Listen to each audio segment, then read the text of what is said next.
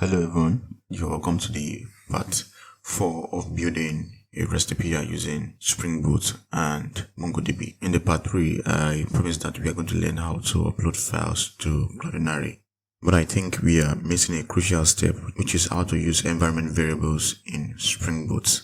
So before we learn how to upload, let's quickly look at how we can hide our keys in our environment variables. So if I head over to my application.properties, your DB connection should not be exposed in this manner. So I'll teach you two ways to hide your environment keys.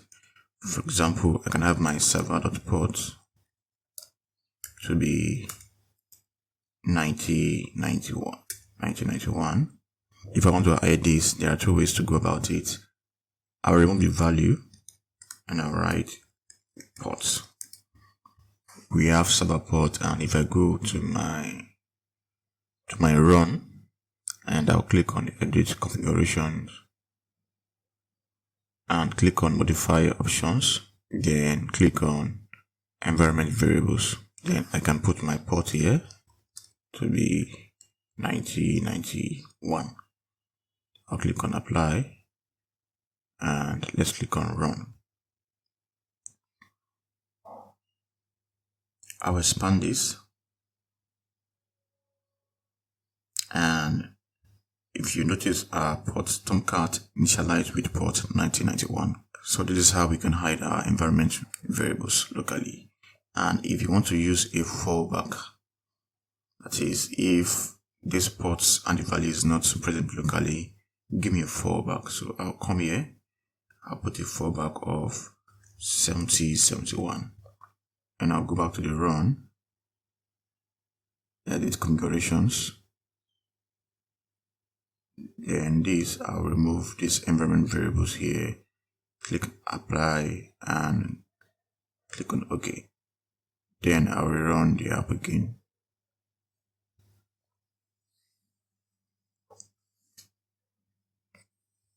So if you notice, we have Tomcat initialized with port 7071, so the fallback is what we are using, not the actual value.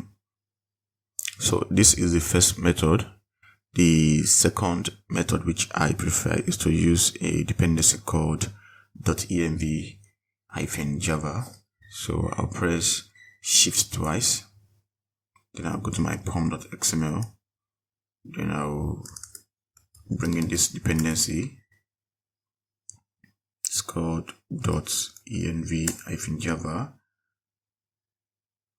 From import the group ID and the version, then I can reload my dependency.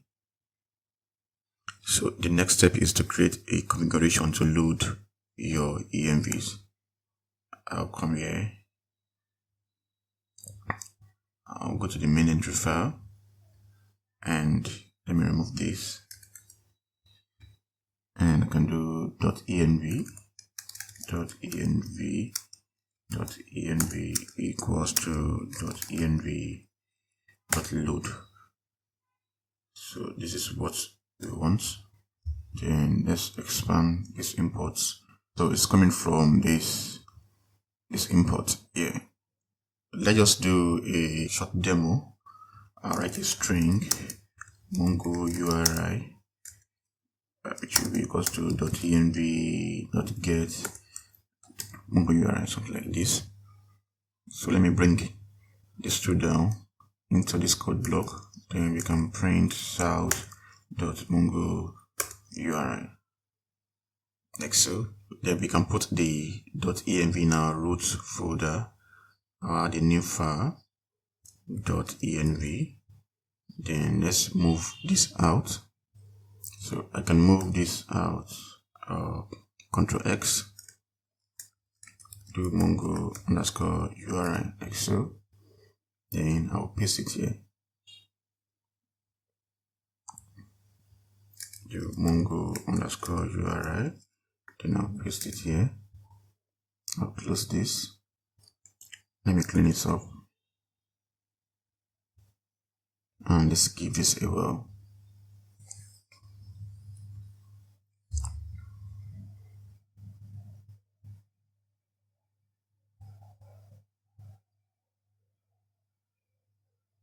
So if you notice, on top of this Spring ASCII, we have this MongoDB connection printed out to us. But if you scroll down, we have this error creating a bin. If you scroll down, you see the error creating bin with name, blah, blah, blah. And it's because we need to load each entry. So to load each entry, remove this. Then we can do .env entries, this here. Then we can do for each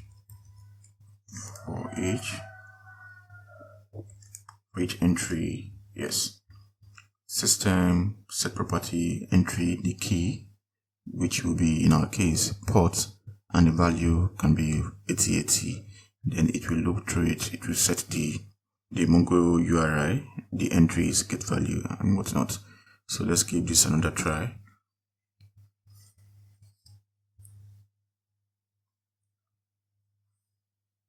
And as we have it, the app is picking it from the env. So likewise, let me go back to my properties. I'll remove the 7071 here. Then I'll come to my .env. I'll put port equals to 70. Let's use 73 for now. And let's just ensure that we don't have it saved anywhere in the local environment variable. The configurations, yeah. So if I run this app again,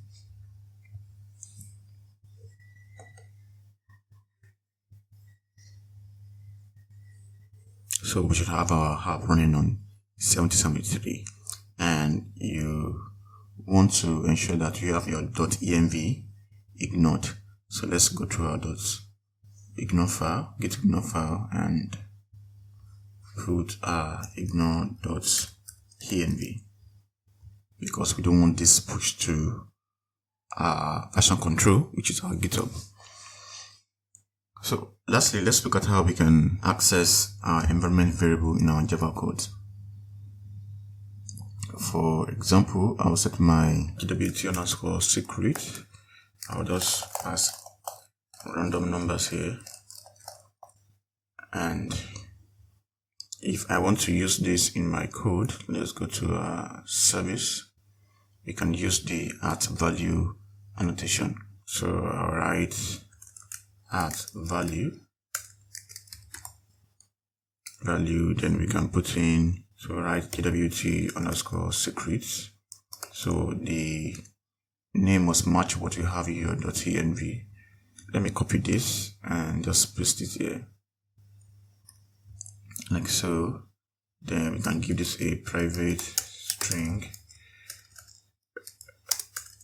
Can I spell string and call this my secret, like so. Then let's import this from Spring framework. Then when getting all users, let us print this. You can do south my secret is my secret. Let me put a marker here, like so. Then let's rerun this. Let's rerun this application.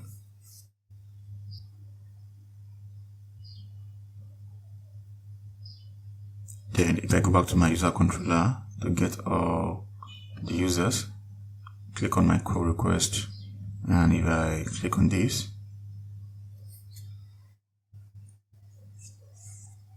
oh, we changed the port already. Let me look for the port 7073, then give it a whirl. We can see we have my secret is this.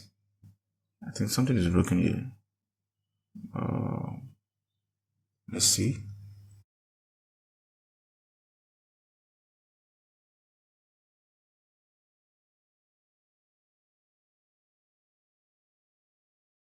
Oh, we did not close this. Let's close this. Yeah, and I'll give it I'll run the app again.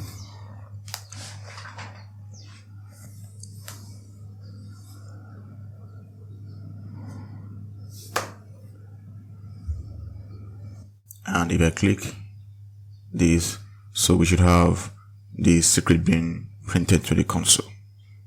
This is how you can use your environment variable locally and by using your .env. I will leave a link to a read-up article so that you can read more about this. So this brings us to the end of this tutorial, and if you really enjoyed this tutorial, please do well to leave a like and subscribe to my channel, and I will see you in the next one. Thank you.